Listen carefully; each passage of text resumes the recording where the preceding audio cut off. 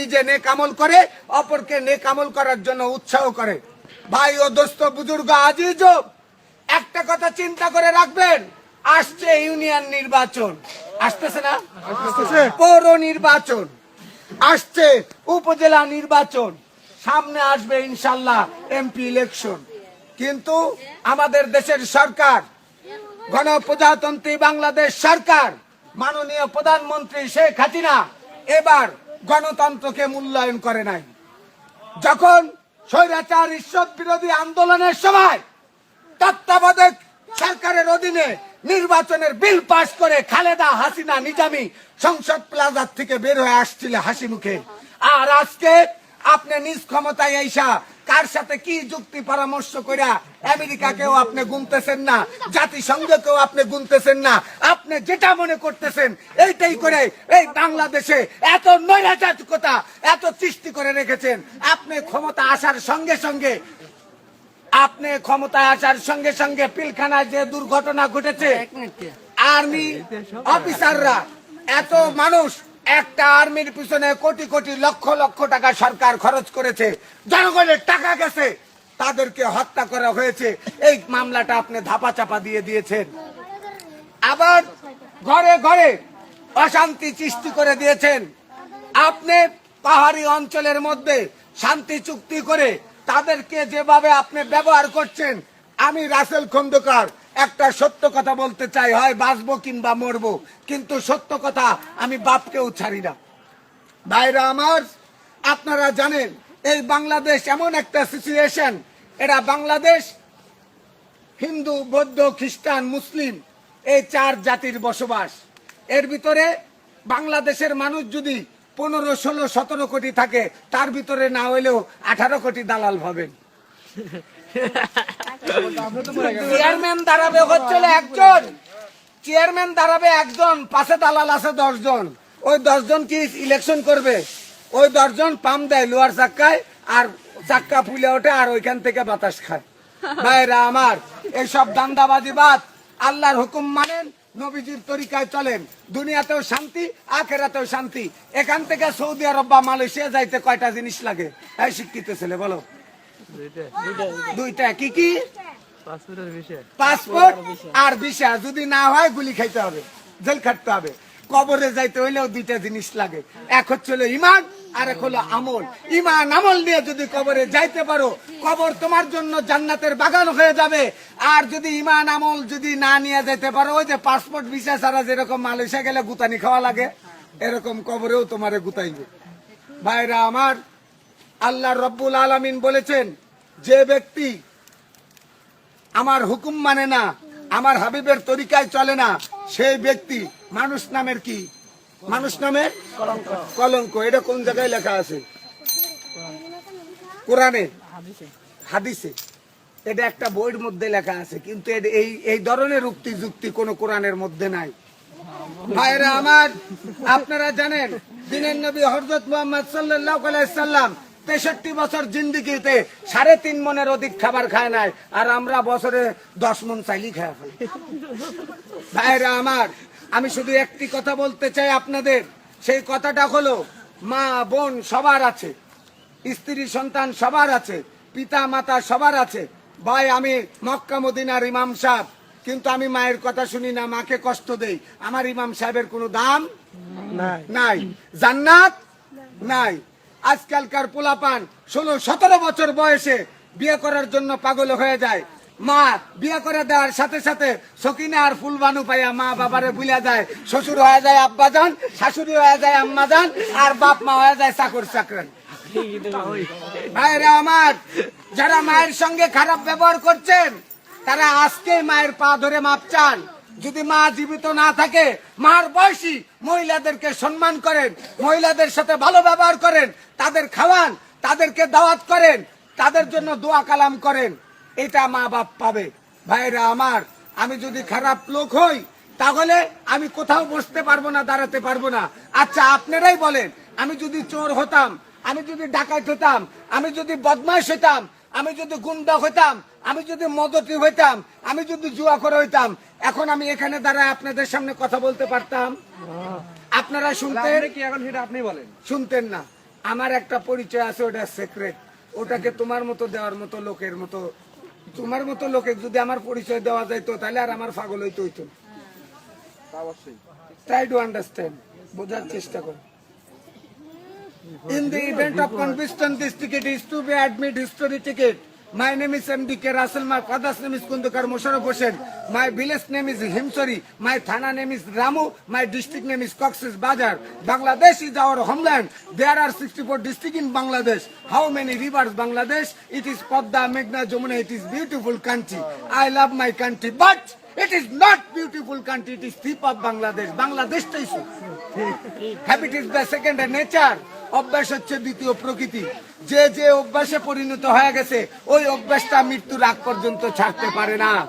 বাইরে আমাদের দেশের সরকার ঘোষণা করে দিয়েছিল, বাংলার মানুষ আপনারা কি 10 টাকা সের চাল খেতে চান? বাংলার মানুষ বোকা, খায়া গেল ধোকা, বলে যে চাই। কয় তাহলে আমাদেরকে ভোট দেন, আমরা 10 টাকা সের চাল খাওয়াবো। আল্লাহর কসম 15 বছর রানিং চলতেছে সরকারের। একবার গেছে, আর একবার গেছে, আর একবার জোর করে থেকে গেছে, তাও 40 টাকা সের। সরকার কথা দিয়ে কথা রাখে না। আমি আপনাকে কথা দিয়ে কথা রাখি না, আপনি ওনাকে কথা দিয়ে কথা রাখেন না, কিন্তু আল্লাহ যে কথা বলে সে কথা রাখে কিনা ভাই? যে ব্যক্তি এতেমামের সহিত গুরুত্ব সহকারে 5 ওয়াক্ত নামাজ জামাতে বাঁধিয়া পড়িবে, আল্লাহ তাআলা তাকে 5টি জিনিস পুরস্কৃত করবে। 1 নাম্বার রিজিকের অভাব দূর করে দিবে, 2 নাম্বার কবর আযাব মাফ করে দিবে, 3 নাম্বার ডানাতে আমলনামা দিবে, 4 নাম্বার বিজলির আকারে ফুলসুরাতের পুল পার করে দিবে, 5 নাম্বার বিনা হিসেবে নিজ জিম্মাদারিতে আল্লাহ জান্নাতে দিয়ে দিবে। ও ভাই, জান্নাতের দাম কত জানেন? সমগ্র পৃথিবী বিক্রি করিয়া, সমস্ত হীরার খনি, সোনার খনি, তেলের খনি, ব্যাপক খনি বেচা, বিল্ডিং বাড়ি ঘর বেচা, সমস্ত টাকা জড়ো করিয়া জান্নাতে একটা খুঁটা রাখলে যতটুকু জায়গা, এই জায়গার মূল্য দিতে পারবে না।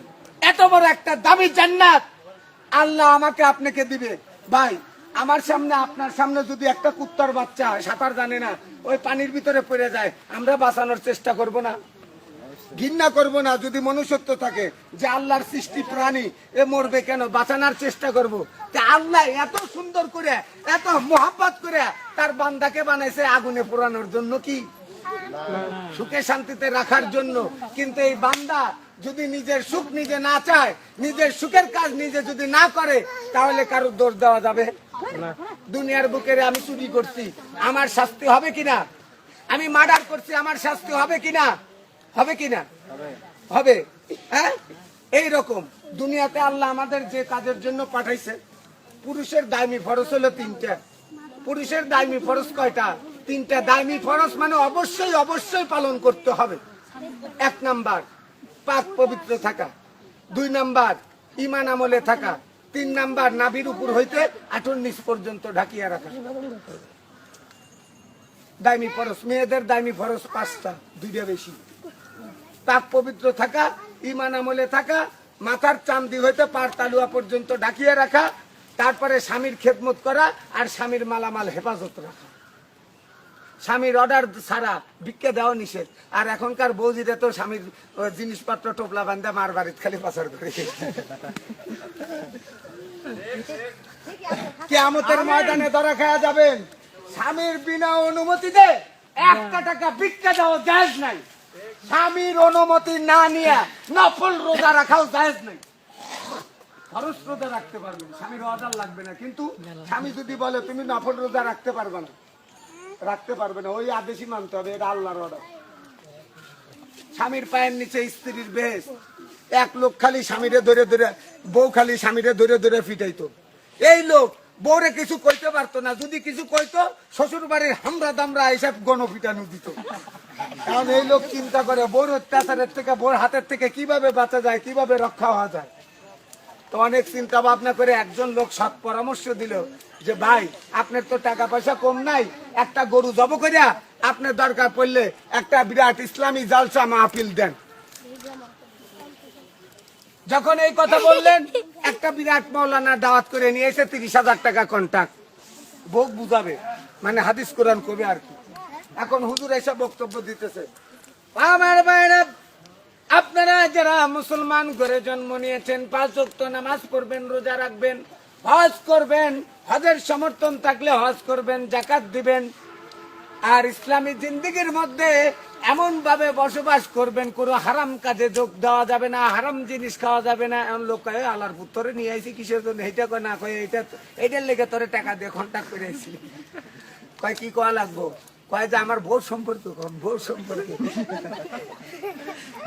আমার মা বোনেরা, আপনারা খেয়াল করে শুনবেন, আমার পর্দার মা বোন যারা আছেন, বিশেষ করে এই বাড়ির যে গৃহকর্ত্রী আছে, এই বাড়ির মহিলা যিনি আছেন, একটু ভালো করে শুনবেন। স্বামীর পায়ের নিচে স্ত্রীর ভেষ, আর স্বামীর মনে যদি আঘাত দেন, আর এই স্বামী যদি আল্লাহ আপনাকে না মাফ না করে, আপনি কিন্তু জাহান্নামে চলে যাবেন। এখন ওই লোক কইতেছে, হুজুর আপনাকে 500 টাকা আরো বাড়া দেবেন, আরেকটু কন, আরেকটু কন। কয়া টইয়া ও আসনসিয়ত শেষ, হুজুর চলে গেছে টাকা পয়সা লইয়া। ও এখন খাটের উপর যা চিৎকাটা ঘুইয়া কম্বল মুড়ি দিয়ে রয়েছে, আজকে ভোরে দিয়ে হাত পা উঠিবাম, কারণ আমার পায়ের নিচে বেশ। ও অবশ্যই টিপবো, যেহেতু হুজুর কয়া দিছে।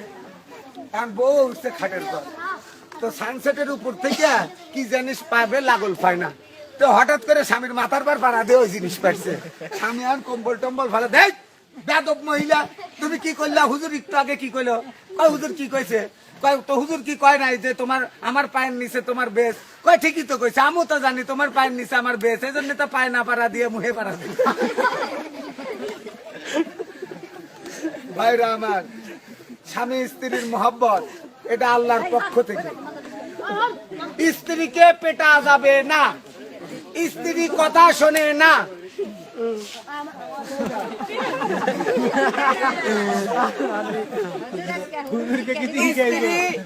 স্ত্রীকে পেটা যাবে না, স্ত্রীকে গালাগালি করা যাবে না। হালাল কাজের মধ্যে পৃথিবীর ভিতরে 2টা নির্দিষ্ট হালাল। 1 নাম্বার নির্দিষ্ট হালাল হলো বউ ছেড়ে দেওয়া। কি দেওয়া? হালাল। বউ ছাড়া দেওয়া জায়েজ আছে, কিন্তু নির্দিষ্ট হালাল। আপনার বউ আপনার কথা শোনে না, আপনার কাজ কাম করে না, আপনার মন মতো চলে না, তাহলে আপনি তাকে কি করবেন? সাবধান করবেন। সাবধান মানে না, তার বাড়ির লোকরে বুঝাবেন, বাড়ির লোকও ম্যানেজ করতে পারে না, এইবার আপনি বিসমিল্লাহির রহমানির রহিম কয়ে একবার তালাক দিয়ে দিবেন। 1 তালাক। এই তালাক দেওয়ার নিয়ম আছে, কয় যে আকাশের যত মানে আকাশের যত তারা আছে, গাছের যত পাতা আছে, এতগুলো তো তালাক দিলেন, এভাবে তালাক হয় না। কোরআনের আইন। 1 মাসে 1টা তালাক দিলেন, স্ত্রীর বিছনা ছিঁড়া করে দেন, খোরপোশ ভরণ পোষণ কিন্তু দেওয়া লাগবে। এই 1 মাসে কমপ্লিট অপেক্ষা করছেন, সে ঠিক হয় নাই, 2য় মাসে আর একটা দেন তালাক। আবার গর্ভ